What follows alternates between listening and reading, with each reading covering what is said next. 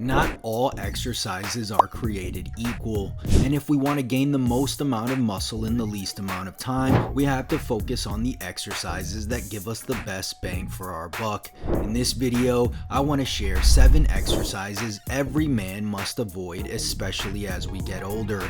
Not only are these exercises a waste of time and effort, but they could also hinder your recovery, further delaying your results. So let's jump right in. Exercise number 1. Barbell Upright Rows. There's no doubt that upright rows are great for targeting the mid-delts and upper traps. The traditional upright row, however, requires lifting the elbows high and bringing the barbell close to the chin, which inherently involves a significant degree of internal shoulder rotation. This internal rotation can put a lot of stress on the shoulder joint, specifically the rotator cuff tendons. This is particularly detrimental for us older guys who may already have decreased joint resilience. It's no surprise then that the Hawkins-Kennedy test used to diagnose shoulder impingement is the exact same motion as the barbell upright row. Thus, a better alternative might be the wide grip variation with dumbbells, where you stop at shoulder height and slightly externally rotate at the top.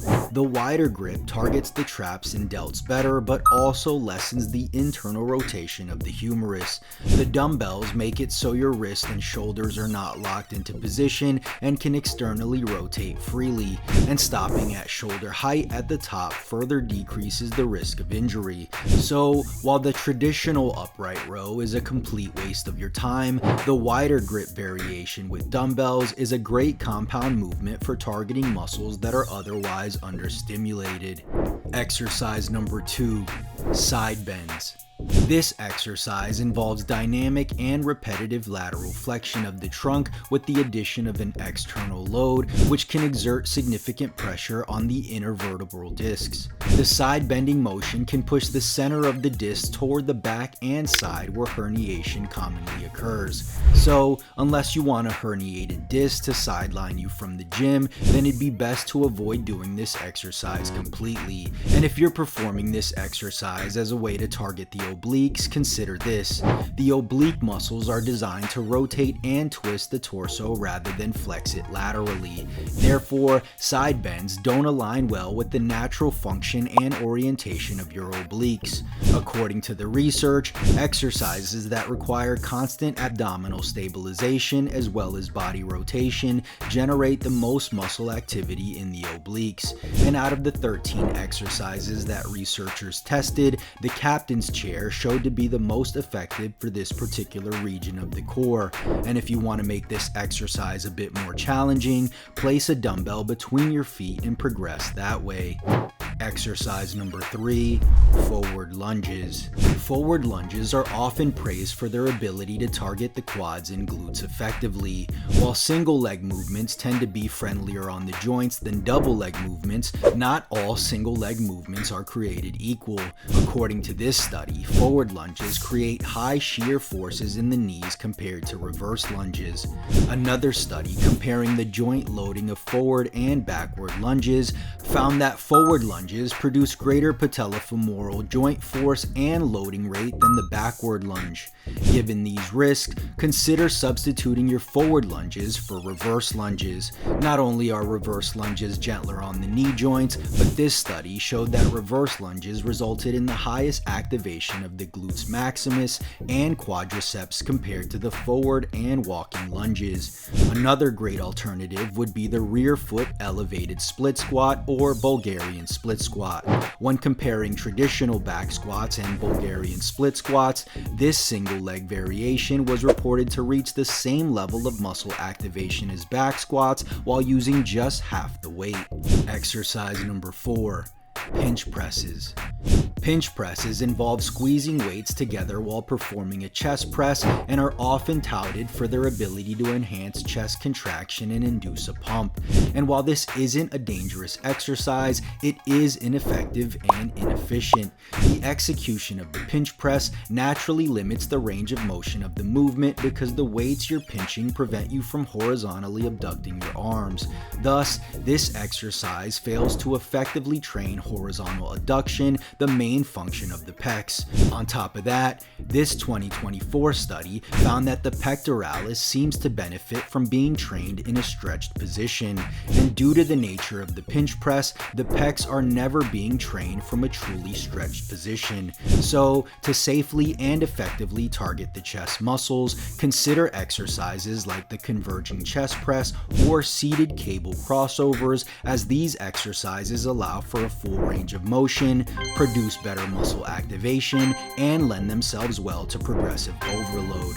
Exercise number 5, behind the neck shoulder press. Performing behind the neck presses places a considerable amount of stress on the shoulder joints. The position required for this movement forces the shoulders into an unnatural and extreme range of motion. And according to this study published in the Journal of Strength and Conditioning Research, this position biomechanically may lead to overstretching of the anterior shoulder tissue, leading to instability. Additionally, the behind the neck position also places undue stress on the cervical spine and its surrounding musculature, since it forces you to tilt your head into an awkward position. This can lead to neck pain and potentiates a really serious, life-threatening injury should the bar slip from your hands. As we age, maintaining flexibility and mobility becomes more challenging. Instead of forcing yourself into unnatural ranges of motion, all you simply need to do is bring the bar to the front of your torso and perform the shoulder press the conventional way, preventing the development of shoulder instability and pain. And if you're really looking to get the best bang out of your buck with shoulder presses, consider this. One 2013 study looked at deltoid EMG activity for 4 variations of the shoulder press: a standing and seated variation with a barbell, and a standing and seated variation with dumbbells. The results of the study showed that the standing dumbbell variation led to the greatest muscle activation in all 3 heads. Exercise number 6, Dumbbell Fly. While dumbbell flies have long been popular for chest development, they come with several downsides that outweigh their benefits. First, studies report that most pec injuries from chest training occur at the point of maximal eccentric contraction or at the bottom position. The external moment arm is at its largest at the bottom of the fly, and thus the stress in the surrounding musculature and connective tissue are at the highest. From a muscle-only standpoint, this is a great thing, as this intense stretch leads to significant growth stimulus. Performing dumbbell flies on a bench, however, significantly increases the risk of overextension, and continuous overextension can result in acute sharp pain or gradual degradation of the connective tissue around the shoulder capsule, both of which are obviously undesirable. At the top of the movement, your arms are directly above your chest, meaning there's little to no force on the pec muscles. This lack of tension at the peak of the exercise limits muscle activation and growth potential. To mitigate the risk and still effectively target the chest, consider alternatives like cable flies or the pec deck machine. These exercises keep the chest muscles under tension throughout the entire range of motion, reduce the risk of overextension by making it easier to bail and safer to fail, and allow for a fully engaged chest adduction. Exercise number 7, rolling shrugs. Rolling your shoulders during a shrug might seem like a way to enhance this exercise, but it's not. The primary goal of weighted shrugs is to build the traps by elevating the shoulders against resistance. Rolling the shoulders forward or backward after each shrug doesn't add any significant stimulus to the muscles you're trying to train. Additionally, rolling your shoulders when you have heavy weights in hand can lead to a neck strain and or irritation of your shoulder capsule. Instead of risking strain, pain, and wasting your time with rolling shrugs, consider this. Research shows that having your arms in a degree of abduction rather than directly at your sides leads to a greater degree of upper trap activation. And according to this study, the focus movement of the scapula via retraction, protraction effectively targets the traps better than conventional upright shrugs. Thus, I recommend incorporating a snatch grip shrug where you're leaning slightly forward. To perform this exercise effectively, make sure you're gripping the bar at a width where it sits right at the top of the pubic bone when standing upright. Lean your torso slightly forward and shrug the bar up and inward as if you're trying to touch your shoulders to your ears. Control the weight on the way down and initiate the rep once your arms are completely straight and the traps are fully lengthened. So there you have it. 7 exercises every man must avoid.